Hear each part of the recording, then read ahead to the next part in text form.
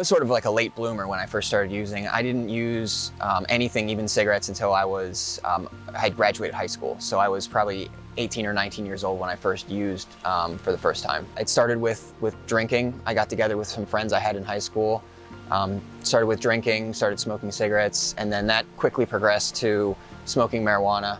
And then I did that regularly for years, probably 2 or 3 years, and I never had any consequences. So that's the part of my addiction that tells me, you know, it was a good time. I had a good time, but looking back, it wasn't a good time. I was not a use to anybody. I was just getting high all day long. That progressed into psychedelics. The psychedelics then progressed into like cocaine and methamphetamine, and then eventually I found my my drug of choice of heroin and opiates through painkillers, and then eventually heroin. So I use because I don't like myself, and I use because I don't like to feel things. So in order to squash the feelings that I had of feeling abandoned, I felt like I had no purpose in life. You know, when I would drink, those feelings would go away. When I would smoke weed, those feelings would go away. And I chased that because just getting high seemed easier than, you know, fixing those feelings of why that was happening. I had two choices growing up. I had the choice of living with my mother, who was high and doing whatever she wanted, and I had no rules.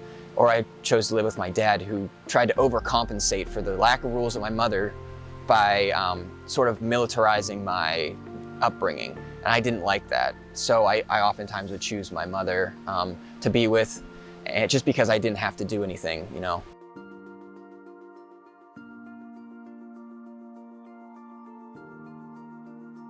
I was so bad that my group of using friends all got together and formed an intervention to tell me that I was doing really bad. So that was a couple times that I really felt like those are my low points.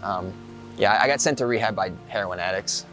A lot of my story is that I did a lot of things because I didn't have another option. So my option was to either listen to them and go to rehab, or they were going to press charges on me. So those are my choices. So I went to rehab for the first time.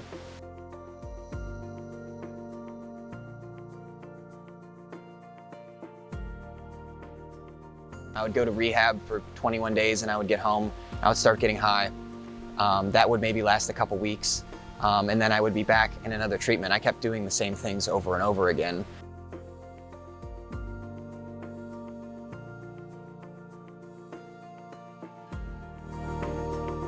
And halfway through it, they were like, well, we need to figure out what your home plan is. We need to figure out what you're gonna do after this. And at that time, I hadn't really thought about it. I called my dad and he said, no, you cannot come home. He's like, I'm not sure if I ever want to see you again. And that's where it really sort of sunk in, is like, maybe I've cut these ties. Like, so the last person in my corner, I've cut the ties with them, and now I'm up here, you know, on my own. I don't really know anybody that I should know, you know. Everyone I know is a drug dealer or user.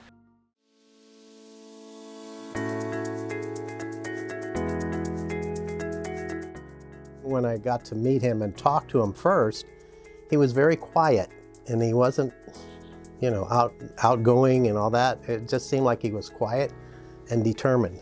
And with a little bit of time in, the first 2 weeks or so, he's just getting the feel of things. But I believe inside of himself, he knew that he needed a long-term program. These short-term programs weren't doing him very much help. So he says, if I don't get this one right, that'll be it. I think he was a little fearful that if this doesn't work, that's the end of my life.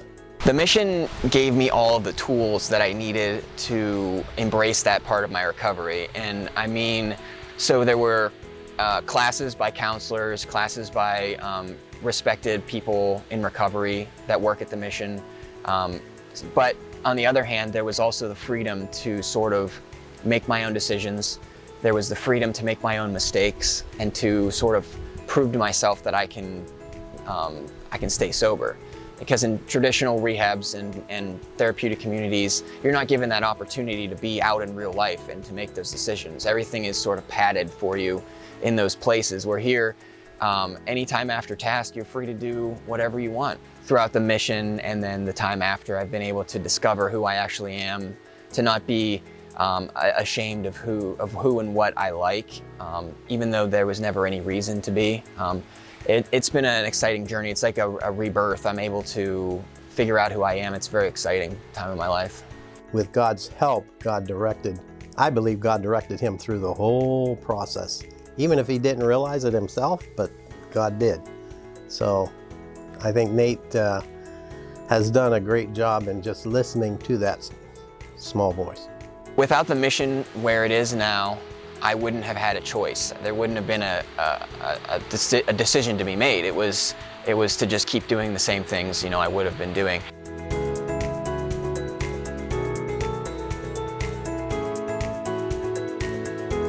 When I wake up, I don't feel like I'm going to work. I feel like I'm going to a place to be with people that I care about, a place that does good in the community. I can feel happy about what I do in my life.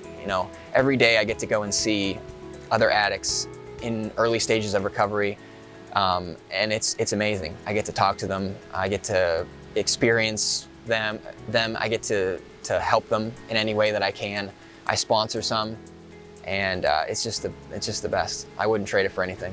My life has been quite a journey, but the thing is that I wouldn't change a single moment of it, because every action that I've made has led me to this moment right here, and this moment right here is amazing. I wouldn't change a single thing.